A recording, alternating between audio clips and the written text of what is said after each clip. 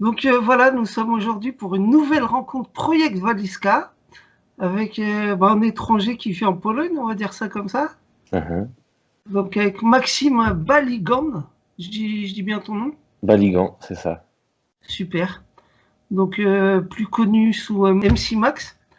Donc non, moi si tu peux, enfin voilà, ça fait presque un an que tu es là. T'es arrivé Ouais, en... ouais, je suis arrivé en mars, donc ça fait 10 mois, quoi. 9, 10 mois. Et si tu peux dire, donc voilà, tu viens de... Enfin, t'as passé près de 10 ans en Chine. C'est ça, c'est ça. J'étais en Chine depuis fin 2009, début 2010. Et les années ont filé, 10 ans ont passé, et j'y suis resté jusqu'en 2020. Et puis, j'avais déjà décidé de toute façon de quitter la Chine en 2020, et c'est vrai que du coup, mon départ s'est un peu précipité à cause de la situation et du virus. Je me suis dit que c'était le bon moment pour rentrer en Europe, sans vraiment prévoir que le virus allait débarquer partout. Mais ouais, du coup, j'ai débarqué à Varsovie au mois de mars directement en provenance de Chine. Et pourquoi, enfin, pourquoi t'es l'Europe, voilà, il y a plein de pays. Pourquoi t'es venu en Pologne particulièrement? En gros, j'ai des amis chinois que j'ai rencontrés il y a 10 ans en Chine, et eux, ça fait 3 ans qu'ils sont venus s'installer en Pologne. Ils ont ouvert une société, une usine, etc. Et moi, je les aidais un peu à distance. J'avais fait leur site web, machin, etc. Et je voyais que leur business se développait plutôt pas mal. Et ils me demandaient tout le temps de venir les rejoindre. J'étais passé déjà il y a 2 ans pour faire un petit coucou, voir comment ça se passait, machin. Et je me suis dit que voilà, c'était la bonne opportunité. Je voulais rentrer en Europe. Eux, ils me disaient de venir. Donc c'est pour ça que je me suis dit bon bah allez c'est parti en route pour la Pologne. Bon je me suis et puis j'ai bien aimé le pays, j'ai bien aimé les gens, donc je me suis dit tant qu'à faire autant y rester. Et c'est pour ça que je suis toujours là. Ok, et ben génial. Et ben bienvenue parmi nous, hein, trop bien. Bah Parce que merci. justement, t'as été, enfin, tu t'es fait, on va dire, bah moi je t'ai connu par rapport à ça et t'as créé une petite réputation par rapport à ton coronavirus rap. Mhm. Et donc, non, bah voilà, dis-nous un peu, c'était quoi la jeunesse de cette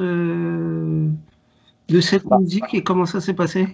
en gros, si tu veux, moi en Chine, du coup, j'étais artiste à 100%, je vivais de ma musique, j'ai réussi à faire carrière là-dedans parce que j'étais on va dire, le seul blanc qui rappe en chinois. Et je me suis fait connaître surtout par rapport à ça, plus par rapport à ça que pour ma musique, je pense.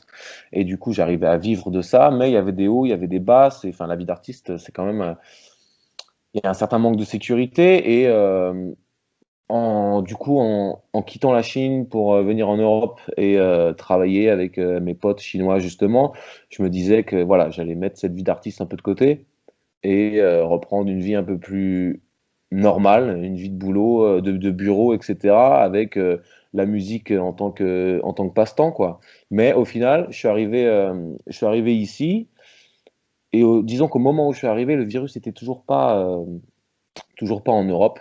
Et moi, je suis arrivé à Varsovie, et sur des groupes Facebook, notamment la Friend Zone, je demandais aux gens, je disais, mais est-ce que vous vous rendez compte de ce qui est en train de se passer? Je vois personne qui met de masque, personne qui prend de précautions, et les gens, ils me prenaient de haut, ils me disaient, non, mais qu'est-ce que tu racontes? C'est juste une petite grippe, machin. Enfin, ils me prenaient pour un fou.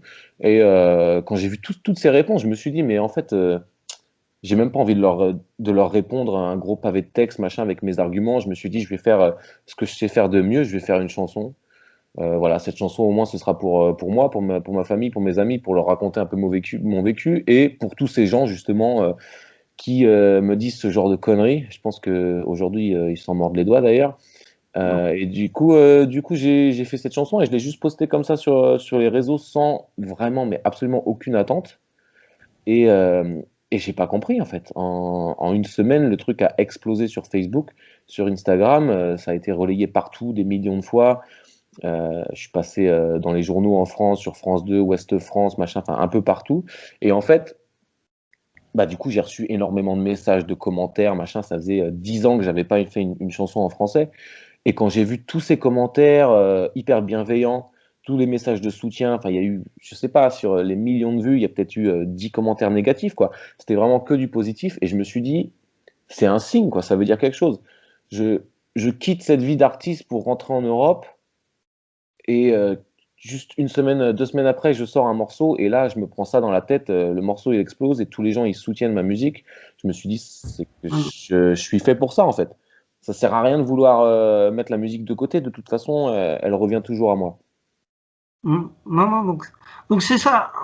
Avant cette musique-là, enfin, tu voulais sortir de la musique, revenir dans une vie plus normale, comme tu disais. Et c'est la popularité de ce son t'a fait reprendre le micro, quoi. Bah, en fait, je me suis toujours dit que mon style de rap ne colle pas du tout aux tendances du rap en France.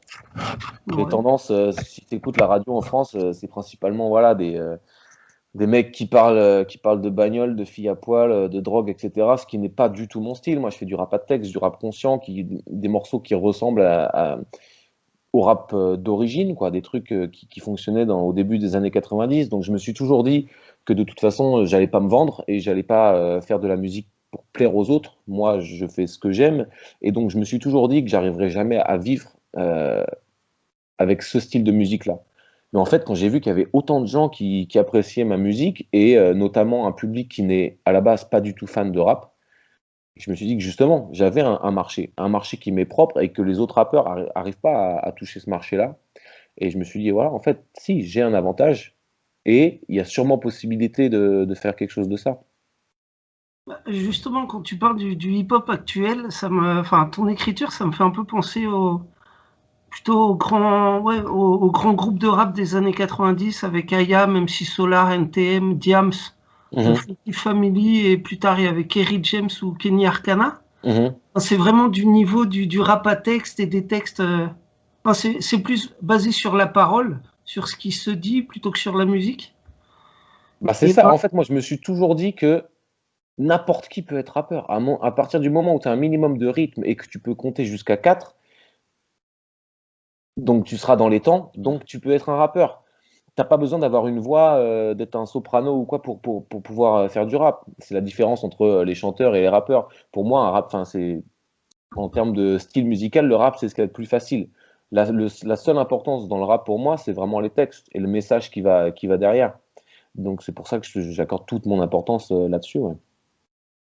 bah, justement, enfin, comme tu disais t'as pas un énorme respect pour le hip-hop actuel en France. Qu'est-ce que tu penses de ce qui se passe maintenant? Bah, c'est pas que j'ai pas de respect, tu vois, mais c'est juste que moi, je m'y retrouve pas. Après, je respecte tous les artistes, chacun a son univers, chacun a des motivations différentes. Il y en a même des rappeurs actuels qui le disent très bien. Ils vont faire ça 5-6 ans histoire d'amasser plein d'argent et après ils arrêtent et ils feront autre chose. Enfin, Ouais. ils sont même pas vraiment passionnés par ça. Ils ont juste eu un coup de chance. Ils ont fait un petit morceau pour rigoler et puis ça a percé. Ils se sont fait signer. Il y a les millions qui rentrent. Donc après, c'est des valeurs différentes et des motivations différentes. Mais après, voilà, je respecte l'art de chacun, même si je me retrouve pas là-dedans. Euh, Non, mais ce que tu dis, enfin, je rebondis dans ce que tu dis, je trouve ça bien intéressant, parce que toi, justement, quand tu parles, quand tu chantes, on sent vraiment que tu as envie de le faire. Tu le fais pas, c'est pas une étape de ta vie, c'est vraiment un truc que tu as envie enfin, tu te plais à faire de la scène, tu te plais à chanter. Bah, toi, moi, tu vois, j'ai toujours pris la musique comme une espèce d'exutoire. Et je sais que je suis relativement timide en temps normal, si je suis en face à face avec des gens, etc. Ce qui est assez bizarre, tu vois, si je suis juste en face à face, on est deux personnes, je vais être très timide, alors que si je me retrouve devant 20 000, 30 000 personnes, c'est pas le cas. Mais, euh, mais j'ai du mal à exprimer mes émotions comme ça, de vive voix, mais c'est vrai que les écrire sur le papier, c'est toujours plus facile pour moi. Et c'est un peu égoïste en fait, moi, ma manière de faire du rap, parce que j'ai beaucoup de morceaux qui sont très personnels, où je parle beaucoup de moi, mais c'est ma manière à moi de m'évader, de me libérer, et, d'effacer mes peines, etc., quoi. Mm. Non, bravo. Ah, merci. Et je veux dire, quand j'ai partagé bah, ton nouveau morceau, quand je l'ai Mhm. partagé à différentes personnes, il y a un ami qui m'a répondu, oh, ça lui fait beaucoup penser à Grand Corps Malade. Donc voilà, après chacun c'est, enfin, si ça ressemble ou pas, chacun est. Ah, mais Et tu vois, c'est ce que marrant parce que c'est, j'étais en train de regarder les commentaires sur ma nouvelle vidéo et justement, là, le tout dernier commentaire que j'ai reçu cet après-midi, c'est quoi? C'est Un futur grand corps malade. Ah bah, bon. Donc c'est que plusieurs gens pensent ça apparemment.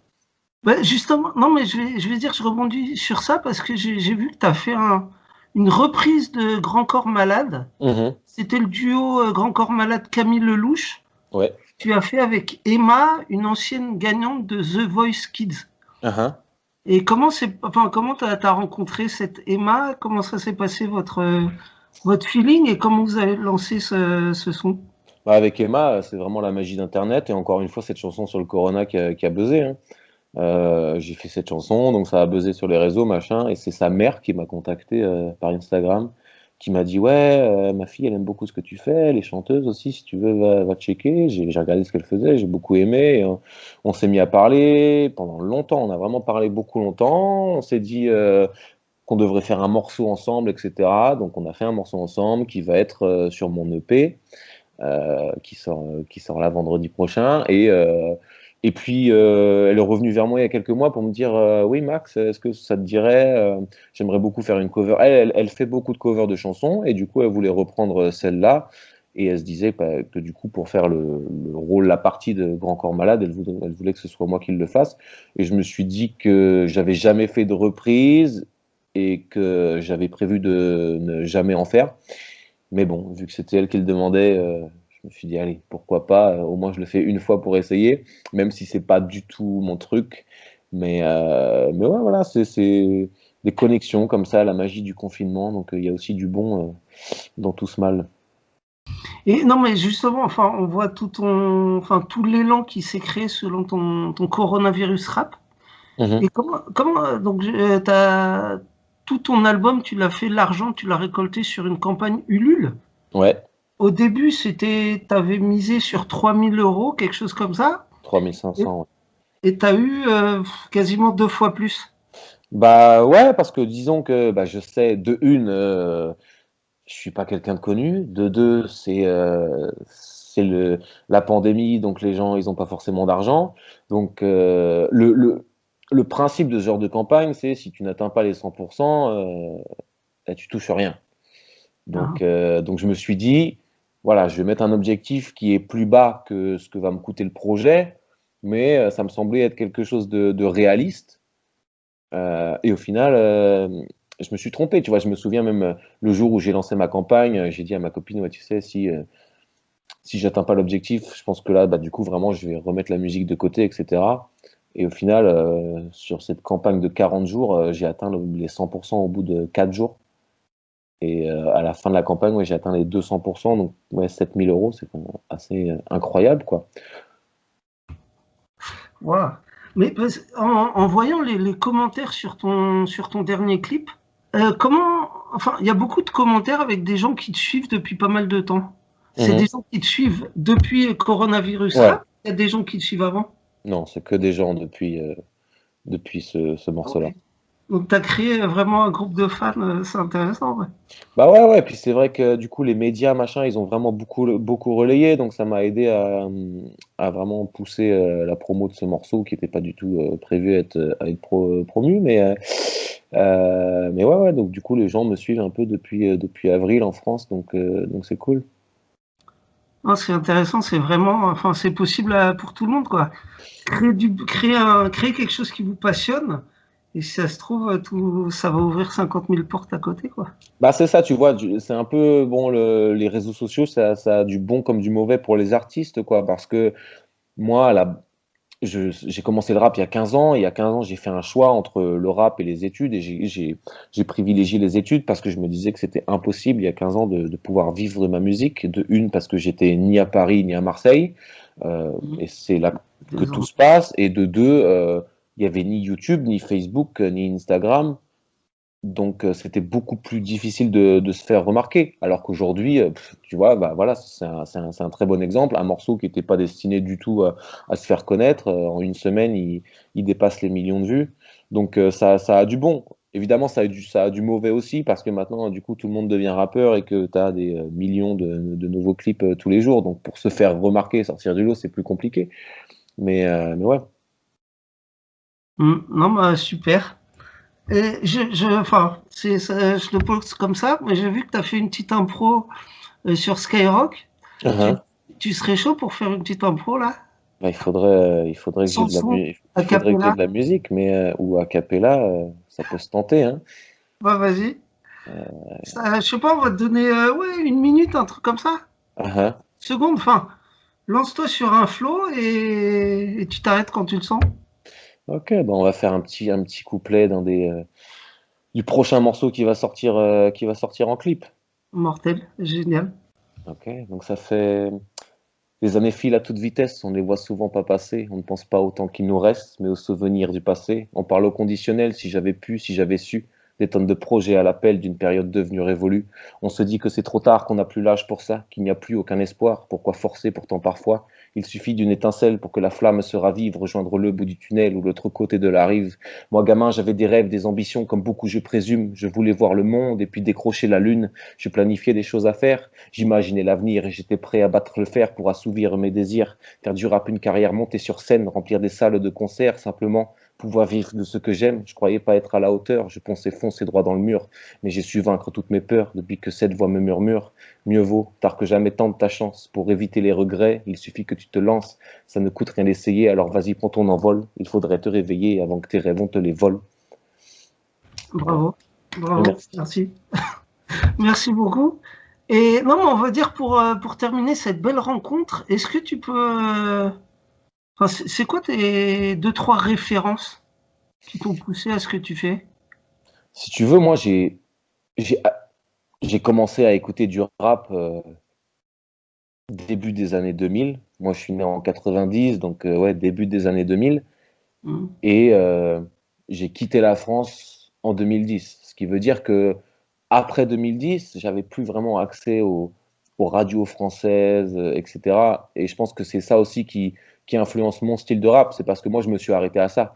Moi, c'était bah encore voilà, IAM, NTM, la Secret Connection, Diams, Cynic, Kenya Arcana. Maintenant, quand je rentre en France et que j'écoute la radio, j'ai envie de pleurer parce que je comprends pas ce qui se passe. Mais je me suis arrêté à l'époque où il y avait encore un peu de rap conscient qui passait sur les ondes. Donc c'est vraiment ouais, ce genre d'artistes engagés, mais pas que engagés, mais tous ces artistes qui ont des messages à passer au travers de leurs chansons. Après, évidemment, il y a quand même des artistes d'aujourd'hui qui sont aussi très très bons. Tu vois, je pense à Big Flo Oli, même s'il y a beaucoup de gens Hmm. qui leur chient dessus. Moi, je trouve qu'ils sont très très forts et ils ont jamais vendu leur peau. Enfin, ils font pas du rap. Les gens disent qu'ils font du rap de gentil, mais en fait, ils ont toujours fait ça, même quand ils n'étaient pas connus. Ouais, Ils ont jamais choisi de faire ça pour plaire aux gens, en fait. C'est leur style, ça fonctionne, et moi j'aime beaucoup, surtout que c'est des musiciens à la base, comme moi. Donc, il y a quand même du bon dans le rap actuel. merci beaucoup et bah bon courage pour la suite et on reste connecté quoi. Ça marche, merci à toi.